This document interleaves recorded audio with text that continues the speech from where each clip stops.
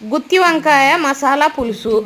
ఒక జార్ తీసుకొని దాంట్లో పల్లీలు, వేయించిన పల్లీలు, ఎండు కొబ్బరి, ధనియాలు, కొంచెం జీలకర్ర, కొంచెం మెంతులు, లవంగ చెక్క, అల్లం వెల్లుల్లి, కాల్చిన ఉల్లిపాయలు, ఉప్పు కారం పసుపు వేసి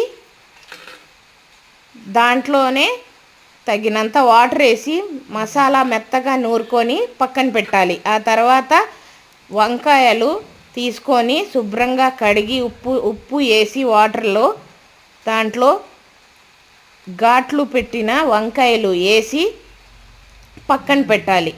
ఆ తర్వాత ముందుగా నూరిన మసాలా వంకాయలో పెట్టి పక్కన పెట్టాలి. ఆ తర్వాత స్టవ్ ఆన్ చేసి బాండీ పెట్టి ఆయిల్ వేయాలి. తగినంత ఆయిల్ వేడైన తర్వాత దాంట్లో ఈ మసాలా వేసిన వంకాయలు వేసి 10 నిమిషాలు మగ్గిన తర్వాత చింతపండు రసం వేసి ఇంకో 15 నిమిషాలు మగ్గనిస్తే